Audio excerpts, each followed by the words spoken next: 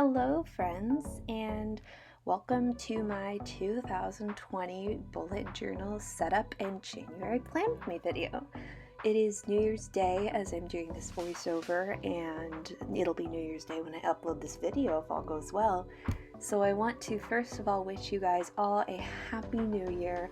I hope that everyone had a wonderful holiday season and it was full of all of the things that you like to do, whether you were going and off and having parties or spending time by yourself. That's what I did.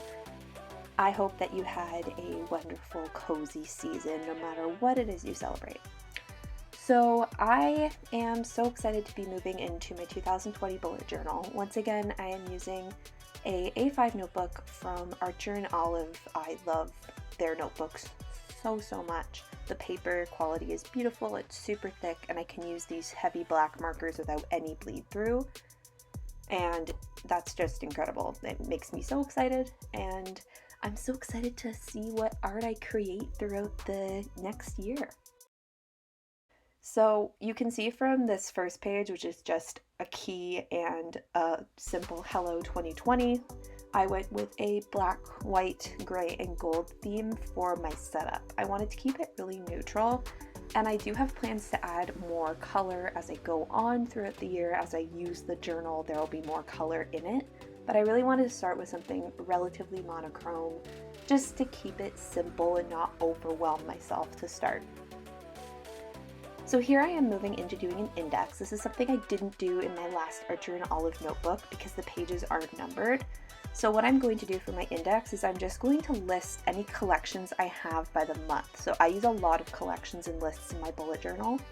So I will simply just write the name of the month and then any collections that are under that month so I know where to look for them. Here I am once again doing the grid spacing cheat sheet. This is something that I adopted from Amanda Rach Lee, who is just, the bullet journal queen.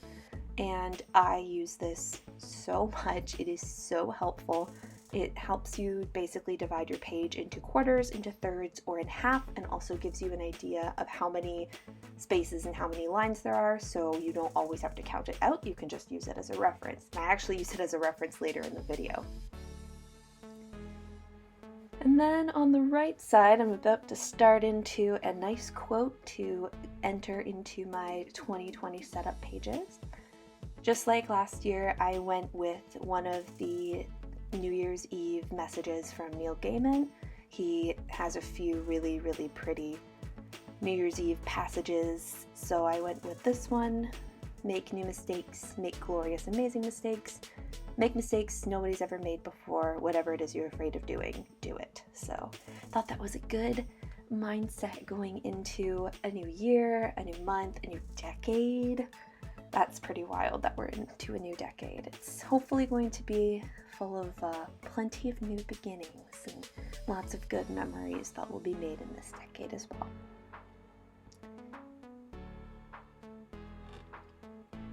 So I hope everybody had a really great Christmas. I had a really wonderful Christmas. That's the holiday I celebrate. And I was very lucky. I got some lovely gifts and got to spend some time with the people that mean the most to me. And I mean, that's really all you can ever ask for around the holidays. I know it's definitely not all about the presents, but I did give and receive some really nice things for this year. Moving on here in my journal, I'm just working on my future log. I decided to keep it just to one spread this year. I had it as 2 last time, and I didn't end up needing all the space I gave myself for events. I put most of my long-term planning in my Happy Planner, which I'm once again using this year. So my future log is just kind of for any events that come up when I'm having my journal with me, when I don't have my planner around and I need to write something down, and then I'll transfer them into my planner. My planning system is a little on the complex side, but it's really worked for me to this point, so if it's not broken, I'm not going to fix it. I did want to try a lot of new things in my bullet journal for 2020.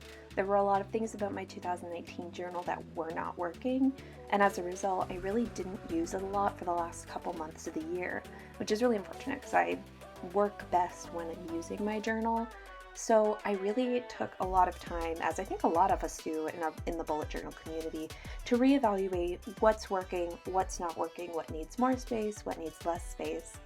Additionally, using an art journal notebook means that there are less pages in the notebook. They're just thicker and better quality. So that real estate became a really big thing for me to think about. Okay, do I have enough space to do what I want to do with my foundation pages, but still be able to come up with enough months worth to kind of get my money's worth out of this notebook. I am expecting to have to migrate into a new journal about halfway through the year, considering that I often will use a full notebook that's about twice the size for a year, so it would kind of make sense that it would be half the year. And once again, I just kept the monochrome, the black, the gray, a little bit of gold. That's kind of hard to see on camera, but it's there. I promise it's there. And I did have a lot of fun trying new lettering styles as well. I used actually what's called a vellum writer. For those of you who aren't scrapbookers, vellum is a kind of translucent paper that a lot of scrapbookers use. And this is a marker, the thick black marker is a marker that is meant to write on vellum, but it actually gives a really, really nice matte finish on paper, which is a lot nicer than some of the other markers I was trying. I gave my Crayola Super Tips a try, I gave my Tombow a try, and they were giving me almost that bluish black tinge, which I was not really digging, but when I tried the vellum writer, it gave me that really nice matte black look, and that's exactly what I was looking for. So, and of course the thick pages are really great because otherwise that would probably bleed through about 3 paper thin pages, and that would not be fun. Okay, this is my goals and my 20 things to do in 2020 page. This is my, I think, 3rd year doing a list of things to do throughout the year.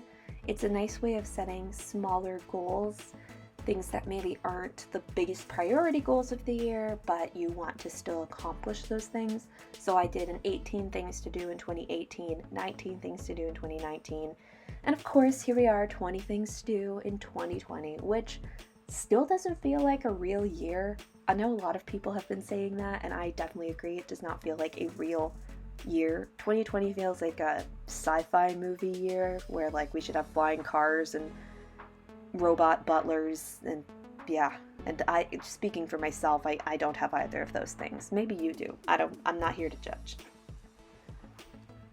Some of my goals for the new year, I really wanted to set achievable goals that weren't necessarily hinging on chance or luck or someone else. I wanted them to be goals that were completely my own. So I set a lot of goals like being more positive and spending more time practicing art and lettering and working on starting a business, and so hopefully all of those goals will come to fruition. I've moved on now to my playlist page as well as my bookshelf page. So instead of mixtapes, which is what I did last year, I decided to do records because I actually got a record player for Christmas.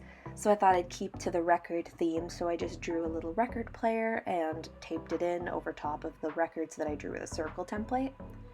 I'm very excited to listen to vinyls and kind of start a little vinyl collection.